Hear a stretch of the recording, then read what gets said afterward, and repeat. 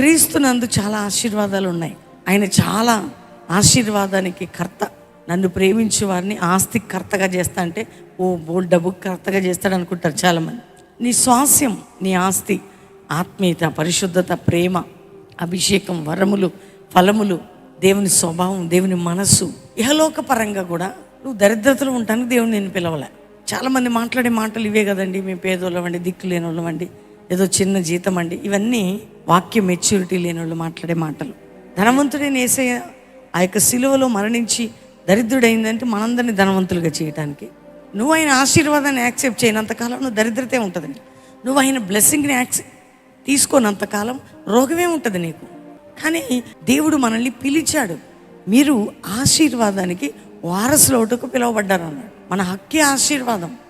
చాలని బ్రతుకు, ఎక్కడ అడుక్కోవాలి, ఎలా బ్రతకాలా, ఇటు ఫైనాన్షియల్గా మనుషులు అంతే ఆలోచిస్తున్నారు. ఇటు స్పిరిచువల్గా కూడా దరిద్రత, ఆత్మీయ దరిద్రత చాలామందిని పరిపాలిస్తుంది. ఆత్మీయ దరిద్రత ఎప్పుడైతే మనకుంటుందో ఆటోమేటిక్గా అన్నిట్లో మనం దరిద్రత అనుభవిస్తాం. ఆత్మీయతలో మనం ఎప్పుడైతే మంచి స్పెషల్గా ఉంటామో, ఆత్మీయ ఆశీర్వాదం, ఆర్థిక ఆశీర్వాదం, ఆరోగ్య ఆశీర్వాదం, అన్ని ఆశీర్వాదానికి మనం వారసులుగా ఉంటాం. కొంచెం ధనం ఉండొద్దండి, ధనం ఉంటే దేవుడు ఎక్కడ అంటాం, ధనం లేకపోతే దొంగతనం చేస్తాం. ఆ ఓడే పట్టుకుంటున్నారు. నీకు ధనం ఉండొచ్చు కానీ ధనం మీద మనసు ఉండొద్దు. నీకు ఇల్లు ఉండొచ్చు కానీ ఇల్లు మీద మనసుగా దేవుని మీద మనసు ఉండాలి. నీకు పెద్ద మందిరం ఉండొచ్చు కానీ మందిరం మీద మనసుగా ప్రభువు మీద మనసు. నీకు ప్రాపర్టీస్ ఉండొచ్చు, ల్యాండ్స్ ఉండొచ్చు, దాని మీద మనసు ఉండకూడదు, దేవుని మీద మనసు ఉండాలి. ఉండడం మంచిదే కానీ మనసు దేవుని మీద ఉండాలి. ధనాపేక్ష సమస్త కీడులకు మూలం. ఒకవేళ మనం అపేక్ష కలిగి సంపాదించాలని దురాశపడి వెళ్తే తప్పవుతుంది.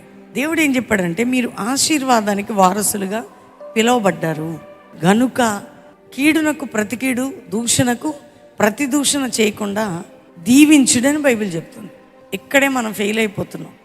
దేవుని బిడ్డలుగా మనం చేయాల్సిన పని ఏంటి? నీకు కీడు చేశారు ఎవరన్నా, బైబిల్ ఏం చెప్తుంది? నువ్వు ప్రతి కీడు చేయకు.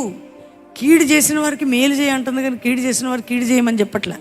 దూషించి వారిని దీవించమన్నాడు ఆయన. ఎందుకంటే మనం బ్లెస్సింగ్ కొరకు పిలువబడ్డాం. మనల్ని ఆశీర్వదించేది మనుషులు కాదు, మనల్ని ఆశీర్వదించేది మనం నమ్ముకున్న దేవుడు మాత్రమే.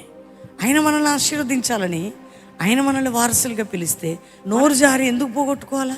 మన నోరు జారినప్పుడు మన ఆశీర్వాదం కూడా వెళ్ళిపోద్ది. దీవెనని నీ ఇంట్లో, నీ కుటుంబంలో, నీ జీవితంలో నిలబడాలంటే నువ్వు స్పిరిచువల్గా హై స్టాండర్డ్లో ఉండాలి. స్పిరిచువల్గా నువ్వు కీడుకు ప్రతి కీడు చేయనటువంటి స్టాండర్డ్లోకి రావాలి. అది స్పిరిచువల్ బ్లెస్సింగ్. అది ఆత్మ సంబంధమైన దీవెన అంటారు. అది ఆత్మ సంబంధమైన దీవెన ఉన్న వాళ్ళకి అన్ని దీవెనలు ఉంటాయి.